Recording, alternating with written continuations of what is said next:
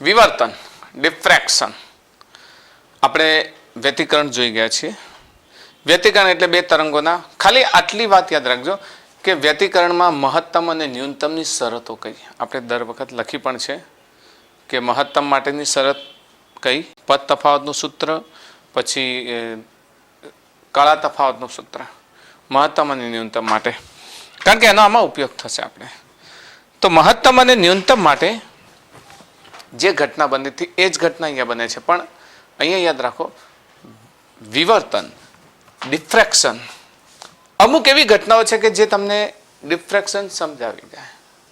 એક સાદી વાત કરી લઈએ એટલે તમને ખ્યાલ આવે. ધારો કે કોઈ પ્રકાશ આમ જઈ રહ્યો છે, આ પ્રકારે જઈ રહ્યો છે અને સામે પડદા ઉપર આપાત થાય છે. હવે આ પ્રકાશના માર્ગમાં આપણે એક અડચણ રાખીએ.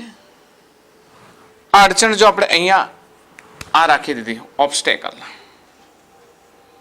ધારો કે એક અડચણ રાખી દીધી. હવે અડચણ રાખીશું તો શું થશે? આ પ્રકાશનું કિરણ નહીં આવે, આ પ્રકાશ કિરણ નહીં આવે, બીજા બધા પ્રકાશના કિરણો શું થશે? આવશે. ધારો કે આ જે ઓબ્સ્ટેકલ અડચણ રાખી છે એની ઊંચાઈ h છે. હવે જ્યારે અહીંયા આગળ આધાર છે આવ્યો, અહીંયા આગળ આપણે h ઊંચાઈ જોઈએ તો આમ આપણને એવું લાગે કે h ઊંચાઈ એ પ્રકાશનું પ્રથમ કિરણ મળવું જોઈએ. પણ જ્યારે અભ્યાસ કરવામાં આવે છે ત્યારે આપણને પ્રકાશનું કિરણ h ઊંચાઈએ ન મળતા થોડીક ઓછી ઊંચાઈએ મળે છે, થોડીક ઓછી ઊંચાઈએ મળે છે. ધારો કે h1 છે ને h2 છે તો h1 is greater than h2 મળે છે. મતલબ સ્લીટ, અહીંયા તમે આને સ્લીટ નામ આપી શકો. ઓબ્સ્ટેકલ આડસ છે, આડસ કરતા ઓછી ઊંચાઈએ તમને પ્રકાશ મળે છે. તો આ પ્રકાશની જે વાંકા વળવાની જે ઘટના છે ને એ ક્યાંથી સ્ટાર્ટ થાય છે? એની આ ધાર પાસેથી. આ જે ધાર છે ને, ધાર પાસેથી એ પ્રકાશ વાંકો વળે છે. આ તો આપણે એક જ ધારની વાત કરી. ધારો કે આ પ્રકારે પ્રકાશ આવી રહ્યો છે અને જો એ કોઈ આડસમાંથી પસાર થાય તો સીધો જવાને બદલે અહીંયા પડદા પર આ પ્રકારે થોડોક વધુ વિસ્તાર, મતલબ આનું જો લંબાઈને આપણે ડી કહીએ તો ડી કરતાં વધુ વિસ્તારમાં એ સંપાત થાય છે. બિલકુલ સિમ્પલ છે. તમે તમારા ઘરમાં આવતા કોઈ પણ જગ્યાએથી પ્રકાશની કલ્પના કરી લો, અથવા તો કોઈ છતમાં કે બારીમાં જે કાણું છે કાણામાંથી પ્રકાશની કલ્પના કરો તો તમને દેખાશે કે એ કાણું બહુ નાનું હોય છે ને, પરંતુ એમાંથી આવતો પ્રકાશનું જે સ્પોટ છે કેવું હોય છે? મોટું હોય છે. તો એનું કારણ શું છે કે પ્રકાશ શું થાય છે? એ ધાર પાસેથી શું થાય છે? વાંકો વળે છે. બસ આ ઘટના વિવર્તન છે.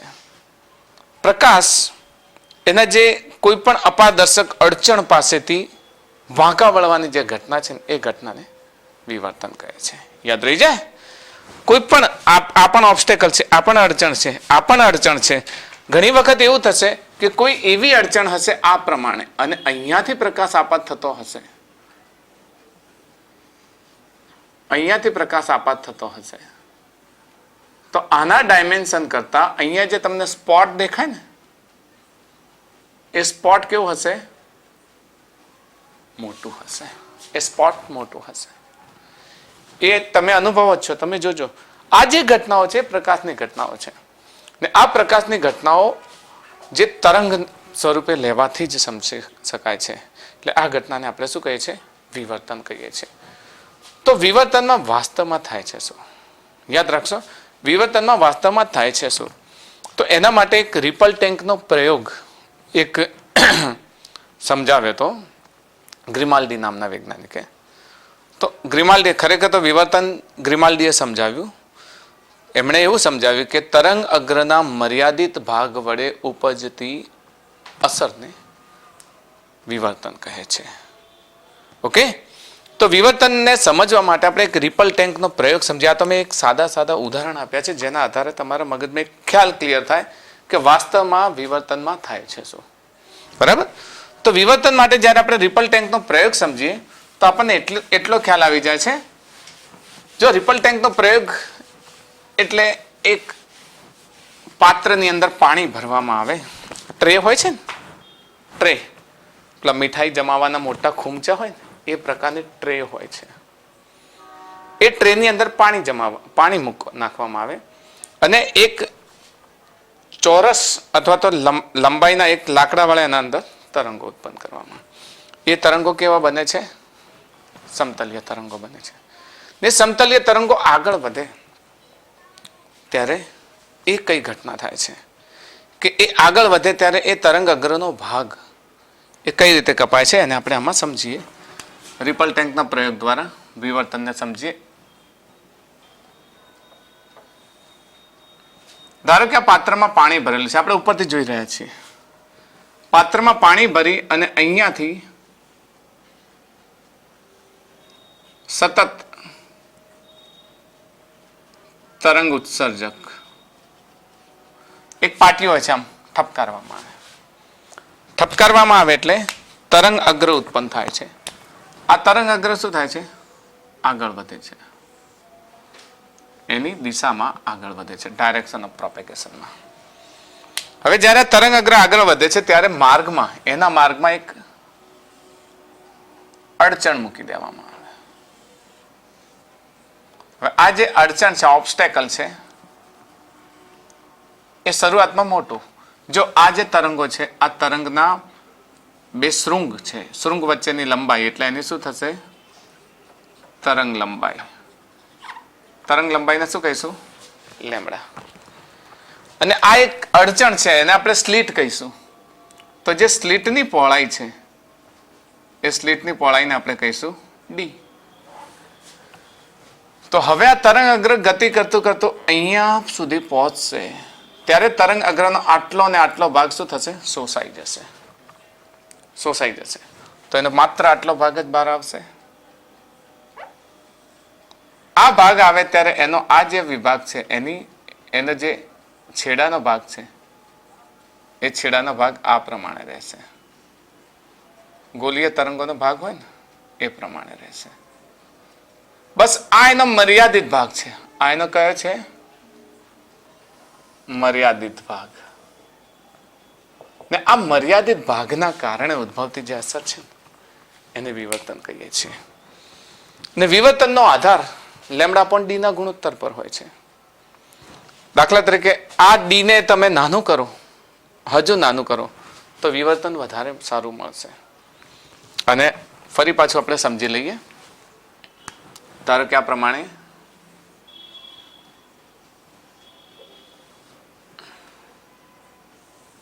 ટેન્ક છે, એમાં તરંગ ઉત્સર્જક છે. તરંગ ઉત્સર્જક દ્વારા ઉદ્ભવેલા તરંગો હવે એ આગળ જતા એ સ્લીટમાંથી પસાર થાય છે. આ સ્લીટને હવે નાની કરી દઈએ, એકદમ નાની.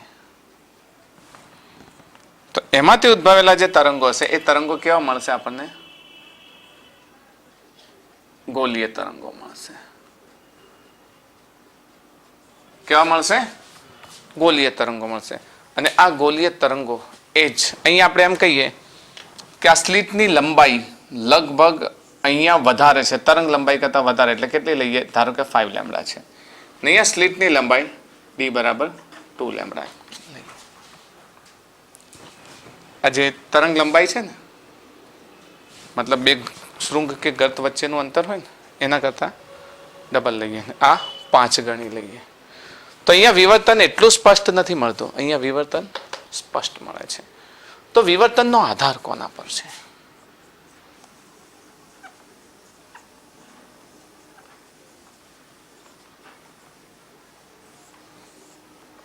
લેમ્બડા અપોન ડી ના ગુણોત્તર પર છે. મતલબ લેમડા અપોન ડી નો ગુણોત્તર જેટલો વધારે એટલું વિવર્તન વધારે, અને લેમડા અપોન ડી નો ગુણોત્તર જેટલો ઓછો એટલું વિવર્તન ઓછો. તો મતલબ જો સ્લિટની લંબાઈ વધારીએ તો ગુણોત્તર ઘટે. ડી નીચે છે, સ્લિટની લંબાઈ વધારીએ તો ગુણોત્તર ઘટે, તો વિવર્તન કેવું મળે? ઓછું મળે. ને સ્લિટની લંબાઈ ઘટાડીએ તો ગુણોત્તર વધે, તો આપણને વિવર્તન કેવું મળે? સારું મળે. ઓકે, તો વિવર્તનનો આધાર કોના પર છે? લેમડા અપોન ડીના ગુણોત્તર પર. હવે આપણે પહેલા વિવર્તનની વ્યાખ્યા નોંધી લઈએ, બરાબર? તો વિવર્તન પછી આપણે એને હજુ બહુ વિશિષ્ટ સંદર્ભમાં સમજીએ. વિવર્તન પરફેક્ટ વ્યાખ્યા ગ્રીમાલ્ડી નામના વૈજ્ઞાનિકે આપી હતી કે તરંગ અગ્રના મર્યાદિત ભાગથી ઉપજતી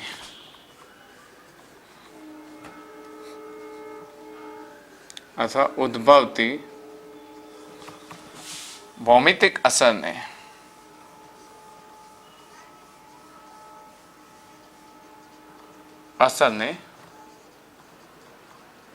વિવર્તન કહે છે. વ્યતિકરણમાં શું હતું? તરંગોના સંપાતીકરણને પરિણામે. પહેલામાં શું હતું? વ્યતિકરણમાં બે તરંગોના સંપાતીકરણને પરિણામે ઉદ્ભવતી ભૌમિતિક અસર. અહીંયા કોઈ એક તરંગ અગ્રના મર્યાદિત ભાગથી. તો વિવર્તનનો આધાર કોના પર છે? લેમડા અપોન ડી ના ગુણોત્તર પર છે. હવે વિવર્તનની શોધ ગ્રીમાલ્ડી નામના વૈજ્ઞાનિકે કરી. હવે એમણે એવું સમજાવ્યું કે વિવર્તન મુખ્યત્વે બે પ્રકારનું છે. નોર્મલી વિવર્તન બે પ્રકારનું છે. એક છે ફ્રેનલ વિવર્તન અને એક છે ફ્રોનહોફર વિવર્તન. ફ્રેનલ વિવર્તન અને ફ્રોનહોફર વિવર્તન. તો સમજી લઈએ વિવર્તનના બે પ્રકાર.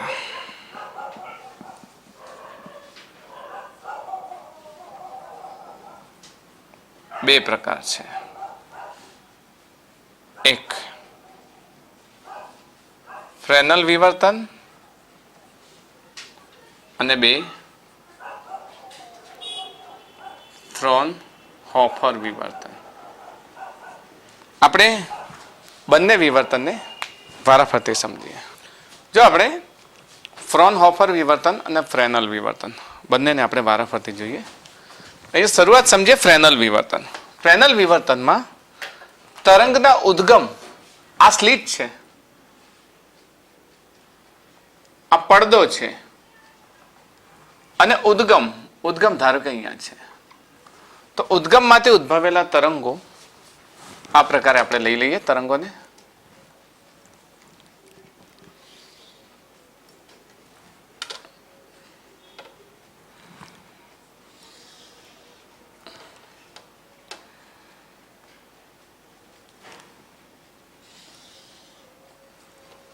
આ ઉદ્ભવેલા તરંગો, અને ધારો કે એનું વિવર્તન પડદા પર આ બિંદુએ રચાય છે. તો અહીંયાથી આ તરંગોને આ રીતે આપણે દર્શાવી દઈએ.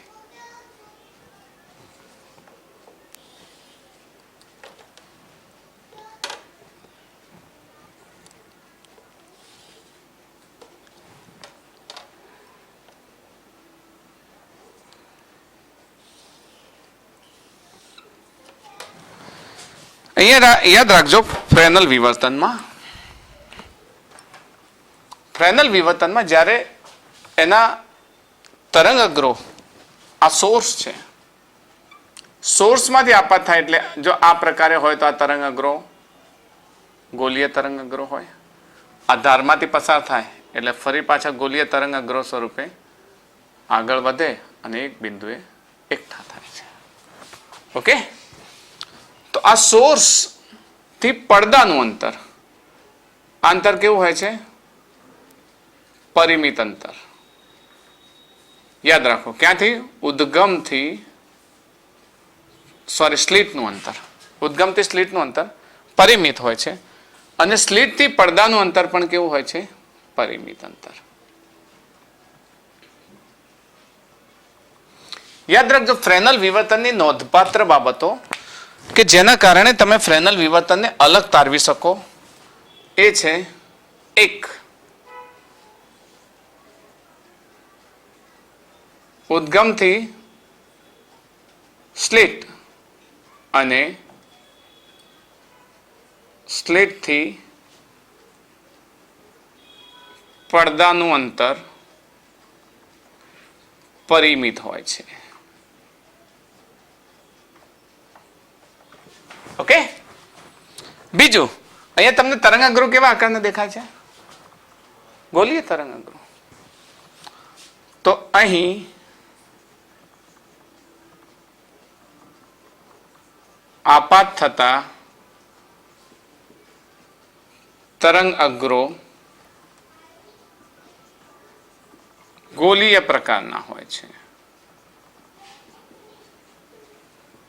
તો આવા પ્રકારના વિવર્તનને ફ્રેનલ વિવર્તન કહેવાય. યાદ રહેશે, ફ્રેનલ વિવર્તન બે ખાસિયત, ઉદ્ગમથી સ્લિટ અને સ્લિટથી પડદાનું અંતર પરિમિત અંતર. પરિમિત એટલે તમે માપી શકો, you can measure in the lab, લેબોરેટરીમાં તમે માપી શકો છો. બીજું, અહીં આપાત થતા તરંગ અગ્રો કેવા હોય? ગોલીય હોય છે, સ્ફેરિકલ. તો આવા પ્રકારના વિવર્તનને ફ્રેનલ વિવર્તન કહેવાય. જ્યારે ફ્રોનહોફર વિવર્તન, ફ્રોનહોફર વિવર્તનમાં ધારો કે આ સ્લિટ છે,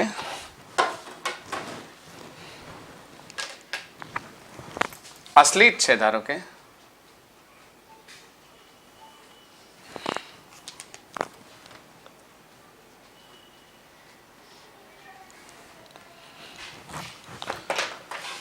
તો અહીંયા જે આપાત થશે તરંગ અગ્રો, એ તરંગ અગ્રો સમતલીય હશે. હવે સમતલીય હોય એટલે સમાંતર કિરણો હોય. તો અહીંયા આપાત થતા તરંગ અગ્રો સમતલીય હશે. સમતલીય હશે એટલે આ પ્રકારે. હવે અહીંયા તમે ઉદ્ગમને વ્યાખ્યાયિત નથી કરી શકતા કારણ કે સમાંતર કિરણો આવે છે. અહીંયા આવતા કિરણો કેવા છે? સમાંતર.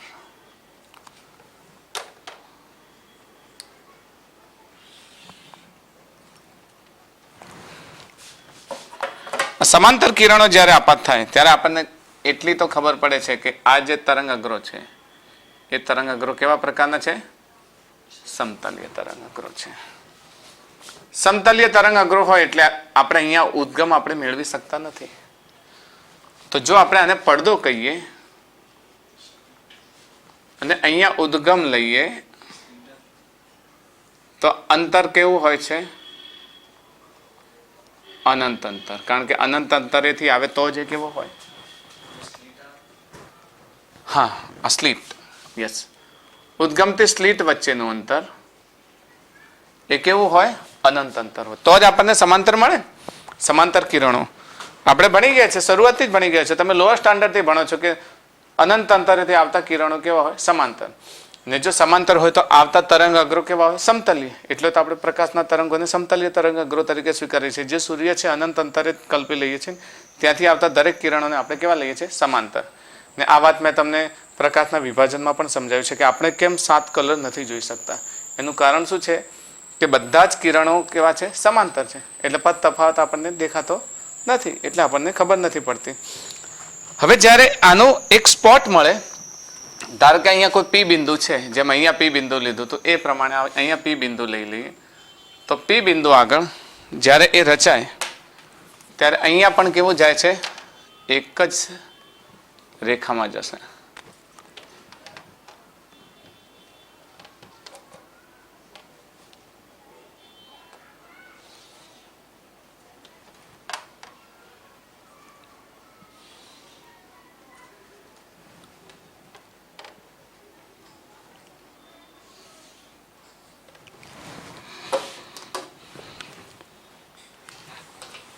અહીંયા પણ સમતલીય તરંગ અગ્રો સ્વરૂપે જ જાય છે. તો આ થઈ ગયો પડદો. તો સ્લિટથી પડદા વચ્ચેનું અંતર કેવું હોય છે? અનંત અંતર. પણ એક વાત તો છે કે અહીંયા જે તરંગ અગ્ર અહીંયા પહોંચે છે ને એ હંમેશા આપણી માટે સમતલીય તરંગ અગ્ર હોવું જોઈએ. આવા તરંગ અગ્રમાં આપણને વિવર્તનની વ્યવસ્થિત ભાત મળતી નથી. તો આ જે સમતલીય તરંગ અગ્ર મેળવવું હોય તો આ લેબોરેટરીમાં તો શક્ય નથી, કારણ કે ઉદ્ગમ ક્યાં હોય? અનંત અંતરે હોય. ને પડદો અનંત અંતરે હોય તો આપણે તો એકલી સ્લિટ લઈને બેઠા રહીએ. ઉદ્ગમ અનંત અંતરે, પડદો અનંત અંતરે હોય તો તો પછી આ ઘટનાને સાકાર કરવી કઈ રીતે? આપણે લેબોરેટરીમાં ઘટના તો બનાવવી પડે ને. તો પહેલા તો આની ખાસિયત લખી લઈએ, આ વિવર્તનની આપણે ખાસિયત લખી લઈએ. પહેલું શું લખીશું? ઉદ્ગમથી સ્લિટ, સ્લિટ અને સ્લિટથી પડદો કેવા અંતરે હોય? હા, અનંત અંતરે હોય છે.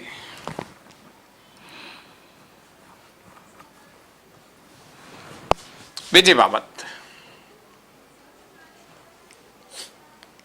અહીં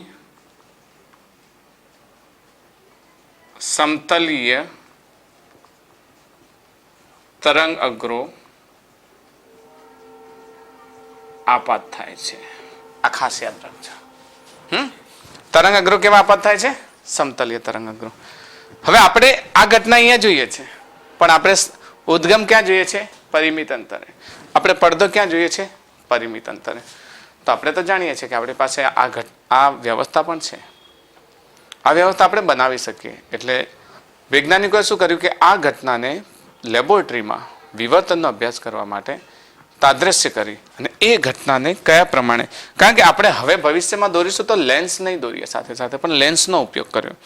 લેન્સના ઉપયોગમાં એવું કર્યું કે ધારો કે આ પડદો છે,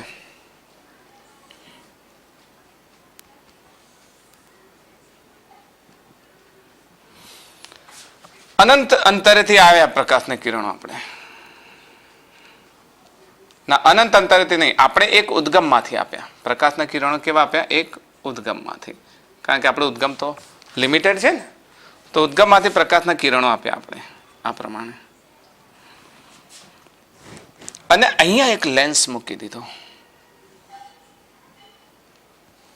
બહિર્ગોળ લેન્સ મૂકી દીધો. અહીંયાથી એક આપાત થયું, અહીંયાથી આમ આપાત થયું, અહીંયાથી આમ આપાત થયું.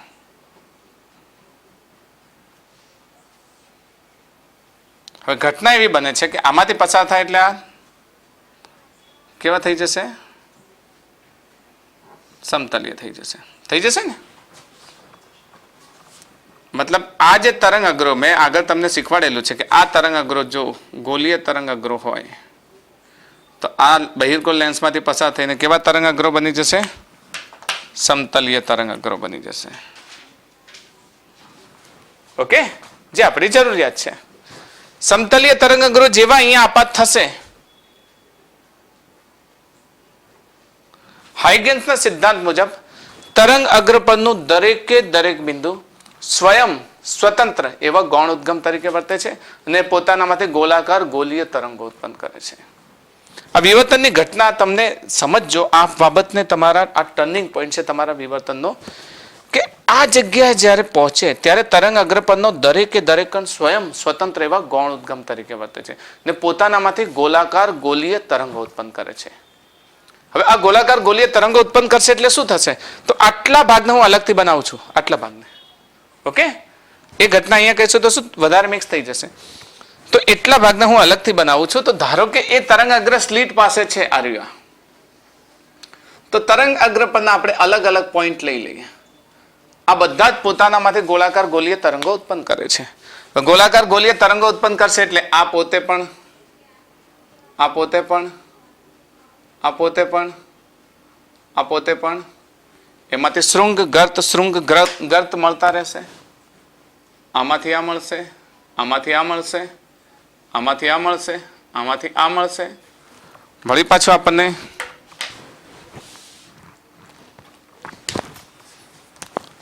ગર્ત મળશે, આનું ગર્ત મળશે, આનું ગર્ત મળશે, આપણને આનું ગર્ત મળશે. વળી પાછું શૃંગ મળશે, આનું શૃંગ મળશે, આનું શૃંગ મળશે, આનું શૃંગ મળશે. તો આ હવે જે પેટર્ન બને છે, આ પેટર્નમાં બિલકુલ સામે જો શૃંગ ગર્ત એકબીજા પર આપાત થાય છે. આ ના શૃંગ ગર્ત ગર્ત આપાત થાય છે, શૃંગ ગર્ત એકબીજા પર આપાત થાય, શૃંગ ગર્ત, એમ અહીંયા આગળ એક વિશિષ્ટ પ્રકારની પેટર્ન જોવા મળે. ઓકે, આ વિશિષ્ટ પ્રકારની પેટર્નની તીવ્રતા જુદી જુદી મળે. અહીંયા આગળ તીવ્રતાની વાત કરીએ તો આ તીવ્રતા વધુ મળે છે આપણને, આનો વિસ્તાર વધારે મોટો મળે છે, આની ઓછી મળે છે, આની ઓછી મળે છે, આની એનાથી ઓછી મળે છે. સિમિલરલી આ તીવ્રતા પણ આપણને આ જ પ્રમાણે મળે છે. આ એક પેટર્ન મળે છે. એ પેટર્ન હવે અહીંયા રચાશે પડદા પર. ખ્યાલ આવે છે ને? વાસ્તવમાં વિવર્તનમાં શું થાય છે? એ જ વ્યતિકરણ જેવી જ ઘટના છે, પણ વ્યતિકરણમાં શું હતું? આ જે ફ્રેમ હતી ને, ફ્રેમ કેવી હતી? સરખી હતી. તીવ્રતા કેવી હતી? સરખી. અહીંયા આ વચ્ચે હશે એને આપણે મધ્યસ્થ અધિકતમ કહીશું. એ મધ્યસ્થ અધિકતમ વધારે પ્રકાશિત હશે. પછીની જે સલાકા છે ને એ ઓછી, એનાથી ઓછી, એનાથી ઓછી તીવ્રતા ઘટતી જશે. ક્રમ પ્રમાણે તીવ્રતા કેવી થશે? ઘટતી જશે. તો હવે ખ્યાલ આવી ગયો? તરંગ અગ્રપથનો દરેક કણ સ્વયં સ્વતંત્ર એવા ગૌણ ઉદ્ગમ તરીકે વર્તે છે. સીધું જશે એનો કળા તફાવત 0.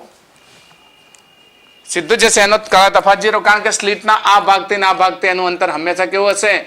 સરખું હશે. તો કળા તફાવત કેટલો હશે? 0 હશે. અહીંયા જતો હશે તો એનો કળા તફાવત કંઈક અલગ હશે, તો વિનાશક વ્યતિકરણ થશે. તો આ ઘટનાને યાદ રાખજો તમે. યાદ રહેશે ને? તો હવે એ ઘટનાને પડદા પર તાદ્રશ્ય કરવા માટે અહીંયા એક બીજો લેન્સ લઈ લીધો અને એને અહીંયા આગળ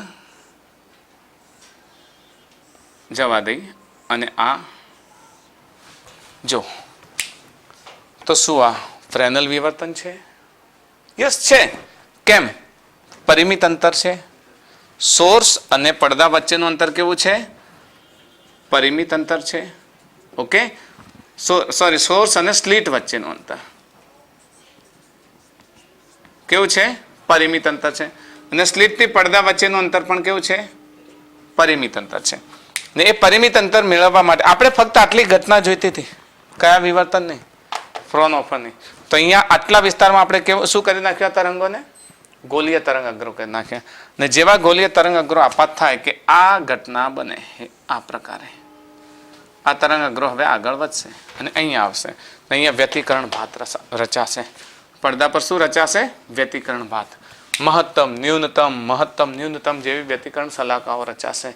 તો આ જે ઘટના છે એ વ્યતિકરણ છે.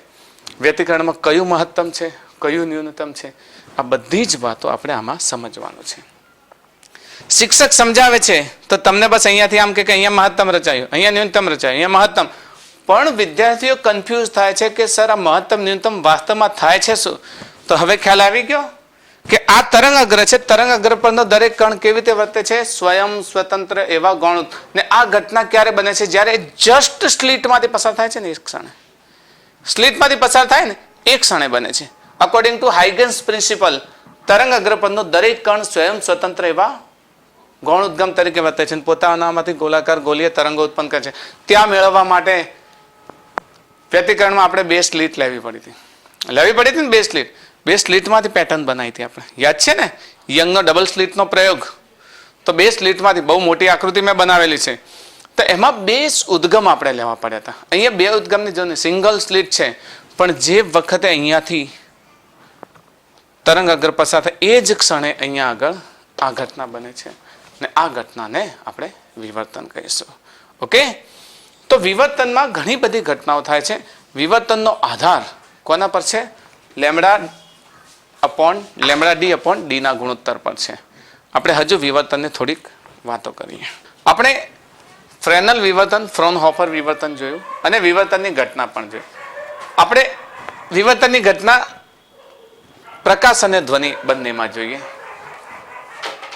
કારણ કે તમે આ ઘટનાનો અભ્યાસ કર્યો હશે કે તમે ઘરમાં બેઠા છો, કોઈ બૂમ પાડે તો તમને અવાજ સંભળાઈ જાય છે. સંભળાઈ જાય છે ને? પરંતુ કોઈ ટોર્ચથી લાઇટ આમ પસાર કરતો હોય તમારા ઘરના બાજુમાંથી, તો આમ વળીને ટોર્ચનો પ્રકાશ તમારા ઘરમાં આવતો નથી. આવું કેમ થાય? તમે સમજો. આ એક તાદ્રશ્ય ઘટના આ પ્રમાણે વિચારી લો કે તમે કોઈ રૂમમાં બેઠા છો આ પ્રમાણે,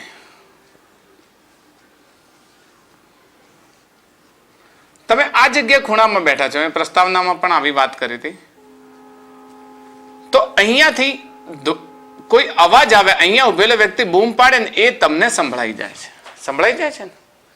પણ અહીંયાની વ્યક્તિ કદાચ ટોર્ચથી લાઇટ આમ જવા દે તે તમને નહીં સંભળાય, અહીંયા નહીં આવે. આવું કેમ થાય છે? આપણે આદર્શ રીતે આપણું જે બારણું છે, બારણાની લંબાઈ સ્લીટ તરીકે લઈશું. બારણાને શું લઈશું? સ્લીટ તરીકે. ને એ સ્લીટની લંબાઈ એ 1 મીટર લઈશું. ઓકે, ચલો કલ્પના કરી લઈએ બંને માટે, એટલે તમે સમજી શકો. પહેલા પ્રકાશ માટે લઈ લઈએ, પ્રકાશ માટે, ને બાજુમાં ધ્વનિ માટે લઈ લઈએ, સાઉન્ડ માટે. ચલો, પ્રકાશની તરંગ લંબાઈ નોર્મલી 4000 એંગસ્ટ્રોમ થી 8000 એંગસ્ટ્રોમ છે ને? દ્રશ્ય પ્રકાશની જ વાત કરીશું, જેને આપણી આંખો ડિટેક્ટ કરી શકે. તો 4000 એંગસ્ટ્રોમ થી 8000 એંગસ્ટ્રોમ છે. તો એના જે મધ્યસ્થ પટ્ટો છે અથવા તો એવરેજ લઈએ તો 6000 એંગસ્ટ્રોમ લઈશું તરંગ લંબાઈ. ઓકે, સરેરાશ. આ કેવી છે? સરેરાશ તરંગ લંબાઈ. અને મીટરમાં લઈ લઈએ. મીટરમાં કેટલા થશે? 6 × 10⁻, આ -10 થાય છે પણ 3 પાવર જશે એટલે -7 મીટર થશે. એંગસ્ટ્રોમના મીટરમાં કાં તો 10⁻10 અને 3 પાવર બીજા જતા રહેશે એટલે -7 મીટર. અને બારણાની ધારની લંબાઈ જેને સ્લીટ તરીકે લઈએ તો કેટલી લઈશું? 1 મીટર લઈએ. આપણે ગુણોત્તર જ લેવાનો છે. મેં પહેલા જ કહ્યું છે કે વિવર્તનનો આધાર λ/d ના ગુણોત્તર પર છે. બરાબર? તો λ/d કેટલો મળશે? λ/d 6 × 10⁻⁻7 divided by 1. તો 6 × 10⁻⁻7 એટલે ખૂબ જ નાનો મળે છે. -7 એટલે ઘણો નાનો કહેવાય. 0.6 ટાઈમ 0 પછી 6 આવે. હવે વાત લઈએ ધ્વનિ માટે.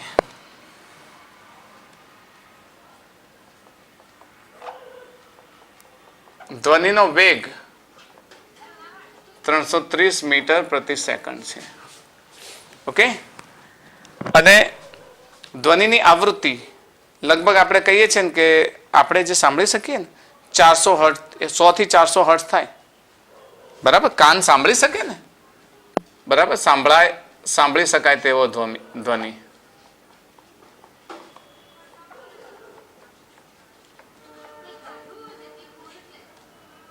જેની આવૃત્તિ f 100 હર્ટ્ઝ થી 400 હર્ટ્ઝ હોય છે. આપણે ધ્વનિમાં સમજી ગયા છીએ, તરંગોમાં સમજી ગયા છીએ. તો આને સરેરાશ એ જ લઈએ. આના ઉપલક્ષમાં 330 હર્ટ્ઝ લઈએ તો તરંગ લંબાઈ, એની તરંગ લંબાઈ λ = v/f 330 / 330 that is 1 મીટર. અને બારણાની ધારની લંબાઈ તો એ જ લઈશું. કેટલી? 1 મીટર. તો λ/d કેટલો મળશે? 1 મીટર. λ કેટલો છે? 1 મીટર. અને d કેટલો છે? 1 મીટર, which is 1, જે પ્રકાશથી ખૂબ જ મોટો છે. સમજ પડે છે ને? આ પ્રકાશથી ઘણો મોટો છે.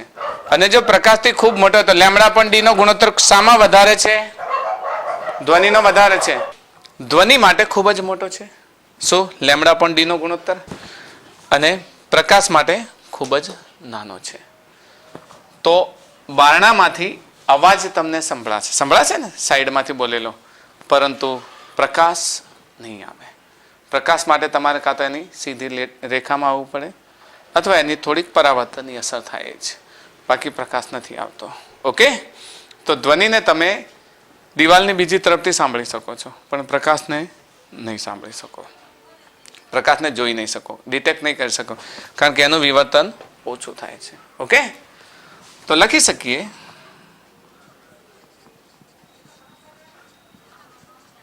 ધ્વનિનું વિવર્તન વધુ થાય છે અને પ્રકાશનું વિવર્તન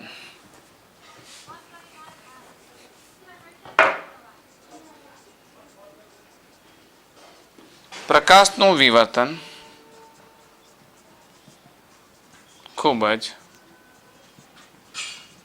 ઓછું થાય છે. ઓકે. બીજી વાત, વિવર્તનમાં એ જ બધી ઘટનાઓને એ જ બધા સૂત્રો મેળવવાના છે. મધ્યસ્થ અધિકતમનું સૂત્ર મેળવવાનું છે. મધ્યસ્થ અધિકતમ પછી અધિકતમ માટેનું સૂત્ર મેળવવાનું છે. પછી ન્યૂનતમ માટેનું સૂત્ર મેળવવાનું છે. એમાં પ્રથમ ન્યૂનતમ, દ્વિતીય ન્યૂનતમ, એમ એનમાં ન્યૂનતમ માટેનું સૂત્ર મેળવવાનું છે. અને એ ન્યૂનતમ અને મહત્તમના આધારે આપણે એના કેન્દ્રથી અંતર મેળવવાના છે.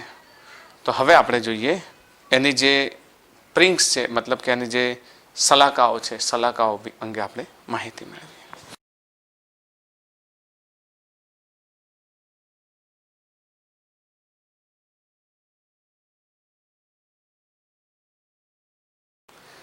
એક સ્લિટથી થતું વિવર્તન સમજીએ, સિંગલ સ્લિટ ડિફ્રેક્શન.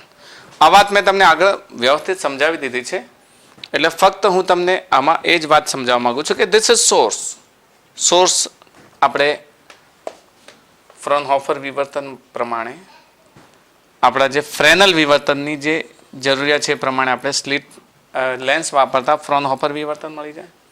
ને અહીંયા તરંગ અગ્ર કેવી રીતે પહોંચશે? સમતલ્ય સ્વરૂપે. કયા સ્વરૂપે પહોંચશે અહીંયા તરંગ અગ્ર? સમતલ સ્વરૂપે. ઓકે. આને નામ આપીએ એલ અને આને નામ આપીએ એન. એલએન સ્લિટ છે. ધારો કે આ એલએન સ્લિટની લંબાઈ એ લઈએ આપણે, ડિફ્રેક્શનમાં લંબાઈ એ લઈશું. નોર્મલી વ્યતિકરણમાં ડી લેતા હતા, અહીંયા આપણે એ લઈશું. હવે જેવો તરંગ અગ્ર અહીંયા પહોંચશે કે મેં તમને કહ્યું પ્રમાણે તરંગ અગ્ર પરનો દરેકે દરેક કણ સ્વયં સ્વતંત્ર એવા ગૌણોદ્ગમ તરીકે વર્તે છે ને પોતાનામાંથી ગોલાકાર ગોલીય તરંગોનું ઉત્સર્જન કરે છે, જેની મેં આગળ ડિફ્રેક્શન પેટર્ન સમજાવી દીધી. છતાંય તમારે સમજવી હોય તો આપણે ત્રણેક બિંદુ લઈ લઈએ. આ એક બિંદુ, બે બિંદુ અને ત્રણ બિંદુ. હવે પોતાનામાંથી ગોલાકાર ગોલીય તરંગો ઉત્પન્ન કરે છે. તો અશૃંગ, આશૃંગ, આશૃંગ, પછી આ બનશે ગર્ત, આ બનશે ગર્ત અને આ બનશે ગર્ત. ફરીથી મળે છે શૃંગ, શૃંગ, શૃંગ ને પછી મળે છે ગર્ત, ગર્ત, ગર્ત. એ જ પ્રમાણે શૃંગ ગર્ત, શૃંગ ગર્તની ભાત જોઈશું તો સીધો જ સામે આપણને જે પેટર્ન મળે છે એ પેટર્નમાં આપણને એક મધ્યસ્થ અધિકતમ મળે. મધ્યસ્થ અધિકતમ આપણને આ પ્રમાણે મળશે, જરાક મોટું મળશે. ઓકે. જસ્ટ લાઈક આ સ્લિટ છે ને, સ્લિટની વિડ્થ જેટલું મળશે.